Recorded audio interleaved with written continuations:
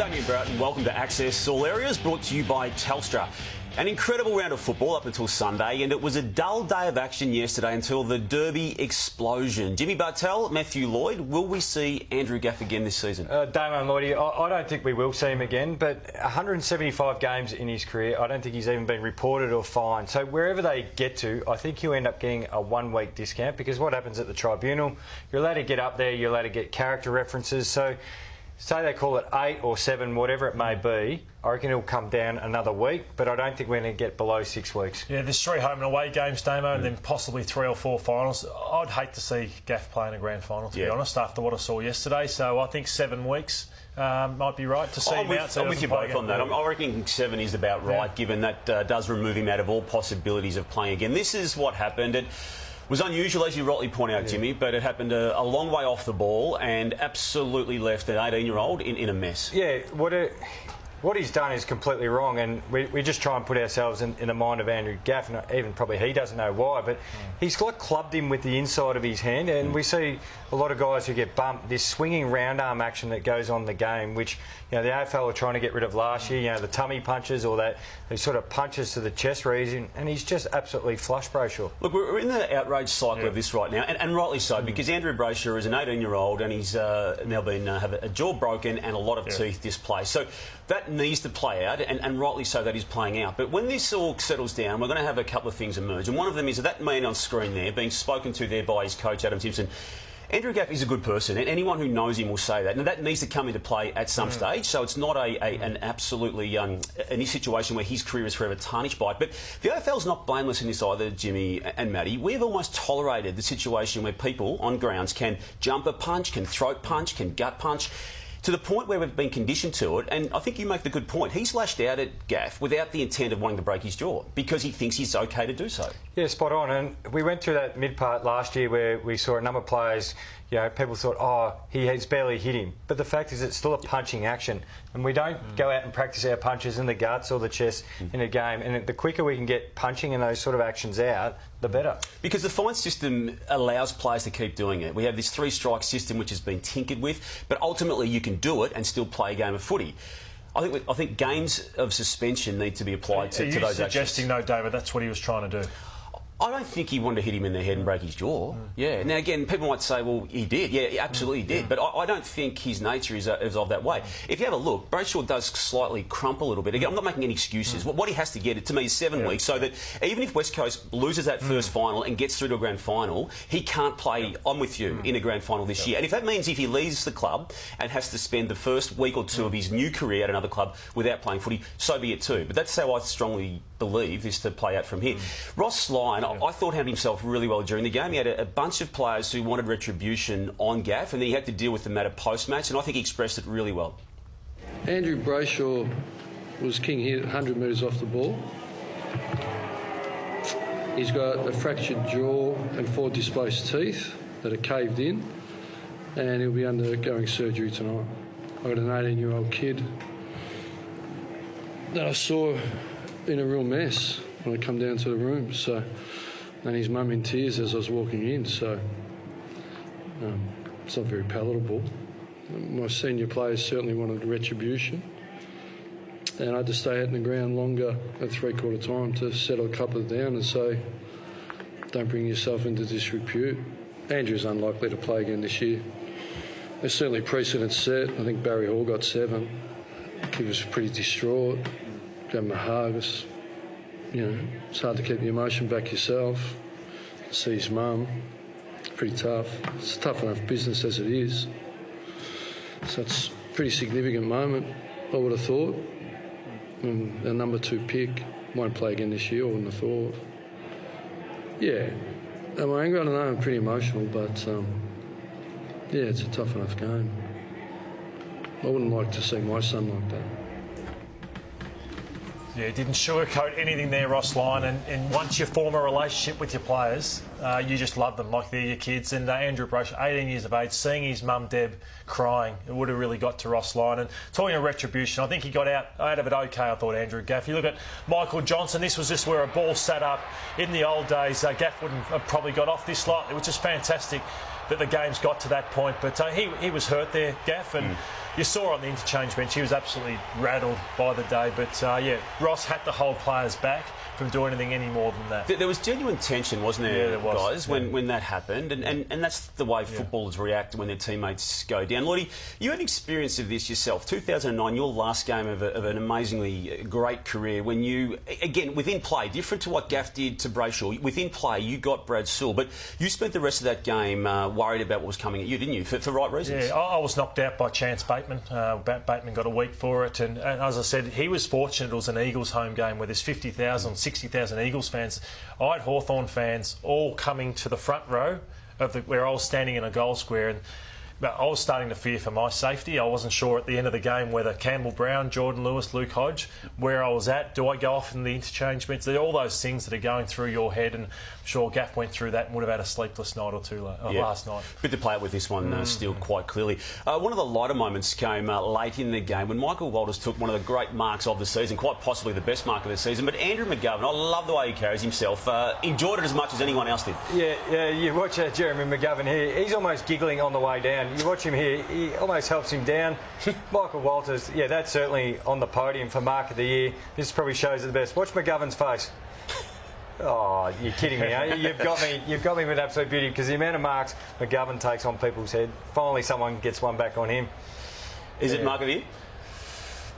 It'd have to be right up there, but it's probably only the highlight for Fremantle yesterday. Blown off the park by the Eagles. From a match perspective, the derby was flat, but the showdown, pretty much as always, showdown 45 was amazing.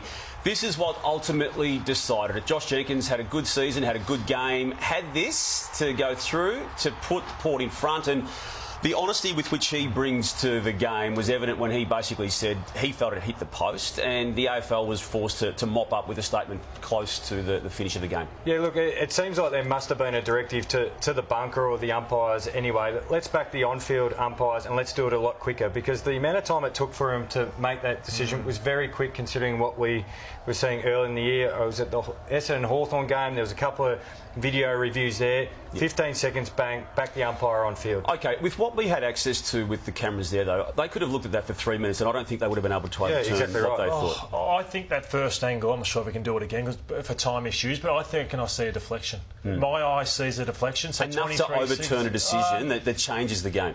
Yeah, I think I could have, but I just think that what Ken Hinkley said was spot on after the game. He said, it's a win-loss industry, I'll be judged on that. The AFL should be embarrassed. I just still can't believe we're talking like that in 2018. We've had 10 years of not getting this at all right. Someone who didn't get it right late, he normally does get it right, is Ollie Wines, Lordo. You can see the score. This almost takes it beyond the reach of Adelaide, or at least potentially does that, and yet inexplicably he decides to line up for goal and then execute in a way that you wouldn't have done. No, I see Luke Bruce and Stevie J, and it's of comfort. It's not like they've done it a million times before, and Wines may say I've trained for this myself, but I just think players are taking the easy option. There's a drop punt that has been nailed for hundreds of years. Now we just see guys snapping around their body, and it was a horrible miss. A skilled player, as is this guy, Cam Rayner, who had this to play out with his team, Brisbane Lions. You can see the score there, even more crucial than what Ollie Wines had. And I think equally importantly, Jimmy, he's taken that shot within 3 or 4 seconds of being given the ball back with 37 seconds remaining on the clock. It's an NFL situation for the Lions at that stage, isn't it? Run the clock down almost primarily before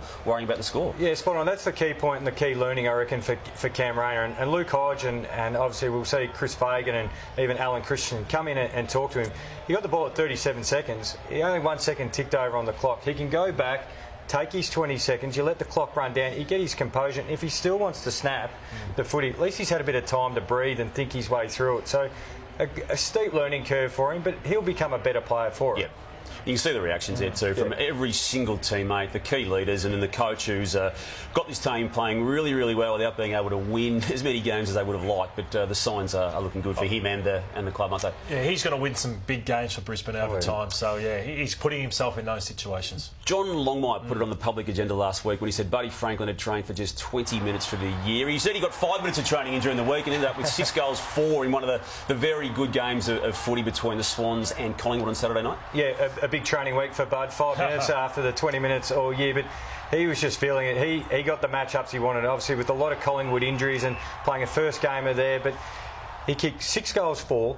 3 hit the post, and I reckon he had direct hand in 2 goals that he set up himself. He was just absolutely on fire. I played against Wayne Carey a lot of times, and the aura that Carey had was like no other on the footy field. And I think some of Franklin's things he did on the weekend, you just see he had the strut back. Even this mark here doesn't do it, Totten, but just get out of my way. That's how Franklin was on the weekend. He just wanted the big stage, and he just dominated, and he was the difference in the match. They wouldn't have won without him.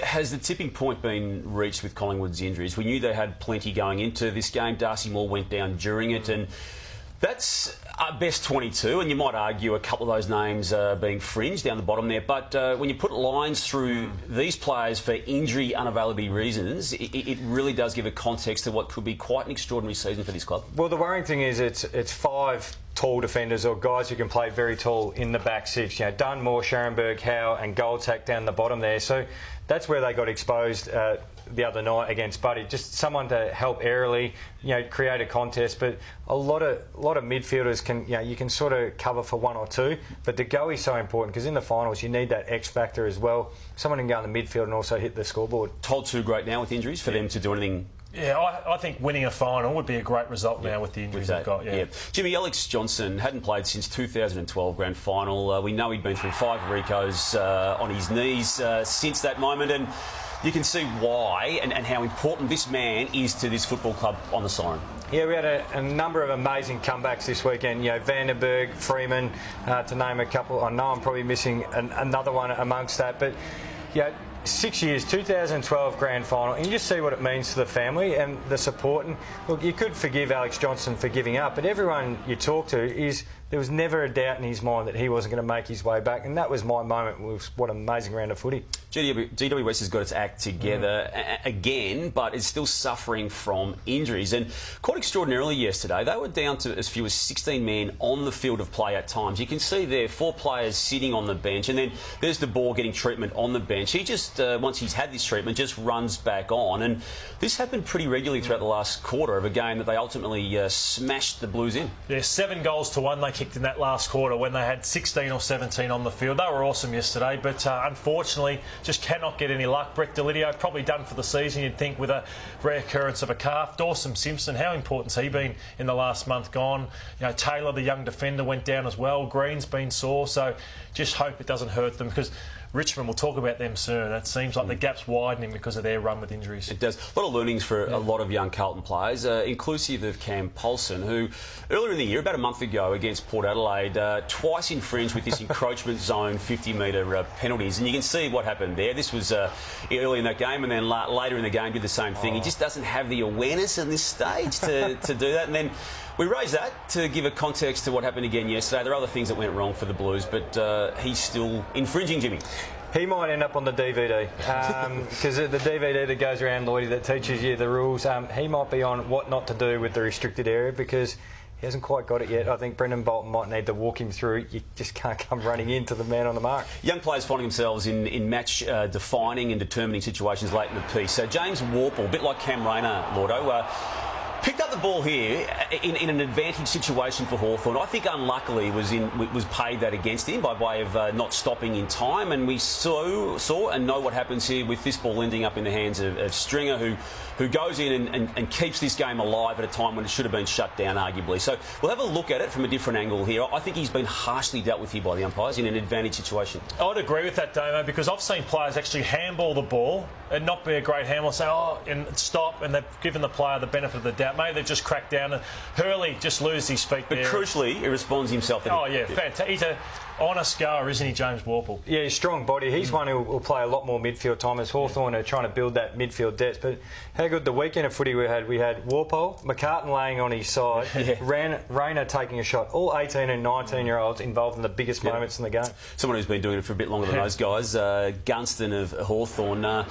You can't say the team's taking him lightly, but he found himself in situations where it just seemed as though the Bombers weren't paying him the due respect. He's one of those players that, who do you play on him? Do you play a tall, do you play a small or medium? There's hooker at the moment, so you got the key position player on him, just trailed in, got punished. This is Aaron Francis, this is the right-hand corner of your screen. We'll see it again highlighted, but just trails in. Just too smart. He's great in the air. He's good on the lead. He's good around goals, Jim. Yeah, and he uses his other forwards really well. His combination with Luke Bruce, that 1-2 punch combo, and then you've got Big Rough. He can feed front and square, or he can hit them up beautifully. Going back to Friday night, where Geelong lost a game of footy when Gary Ablett missed a goal that he would have otherwise kicked. Raise that in the context of Chris Scott then saying post-match that he's not worried about facing Richmond again in the finals. Did they do something? Did they produce some brand of football that other clubs will embrace as this season unfolds? Yeah, I wasn't sure whether it was a conditions focus because there was a fair bit of rain before the game and the ground was pretty slippery, whether they were going a lot more direct because it was wet and you can afford to do that, or that was the plan going all week. You know, early in the game we saw Joel Selwood just thump it up the middle. They were wanting to run and carry a lot quicker off half-back. Now they fluffed a couple over handballing, but the pressure from Richmond still stood up. Champion Data rated that as the highest amount of pressure a team's brought in a game. I think they didn't allow for Vlosten, Rance, Asprey to intercept mark. They attacked the corridor extremely well, Geelong, which I don't think Damien Hardwick was ready for. And a massive contrast with Collingwood is Richmond's injury situation. Since the start of 2017, in which they obviously ended up winning the Premiership, you can see those key names on screen there missing minimal games, and the only player I think you'd add to that who has missed games is Prestia, who has missed multiple games, but they cover for him when he does miss. But that's an extraordinary strike rate. Yeah, a few Christmas bonuses coming for the strength and conditioning and the medical staff there at the Tigers, and it just shows how important when your key players are up and about, and that's a big group too. That's your whole core right there, and the continuity they get of playing with each other as well. And yeah, use the Kangaroos as well. Their good players are always getting out on the park. It's good management as well, well as luck. Yeah. Alan Jakovic, deliberately, back in the early 90s, once did a drop kick in an AFL ground. Did Brendan Whitecross mean this when he did a drop kick on the weekend and kicked a goal? He should have acted like he meant it, Damo, but his reaction was, what just happened there? He just couldn't believe it himself there. Look, so he's a defender, wingman. He shouldn't be doing stuff like that. And Razor Ray, who's never too far away from the headlines or the action or the moment, fluffed the bounce, went and picked the ball up, and that's what you got to do. You've just got to say, didn't mean too much. I'll just nail the next one. So Ray's no shrinking violet, is he? And stuffed up, but still thinks he could be part of the Harlem Globetrotters. And Jimmy, you did watch that Collingwood Sydney Swans game. You like noticing things that other people don't pick up on? Yeah, I do like watching goal celebrations. And here's how not to do it. We'll do how not to do it. Buddy high-fiving around. Will Hayward, we're watching coming up here. A sneezing fit. You could maybe learn off our next one. So this is to all the players out there. I really want you to improve on your celebrations, and you'll get on our segment here. This is on the podium for best celebration. Just watch this one out. It gets better still. They're only halfway through here. Bradshaw leading with his best asset there, his big chin. There we go, a little smooch of the chins there. I think it's still going, Jimmy. There we go. The millennials, is that what we call them? Yeah, the millennials. Yeah. All right, Jimmy, thank you. No worries. Lotto, thank you. And thank you for joining us on Access All Areas. As always, brought to you by Telstra and the official AFL Live app. Have a good week, and we'll catch you next Monday. Goodbye.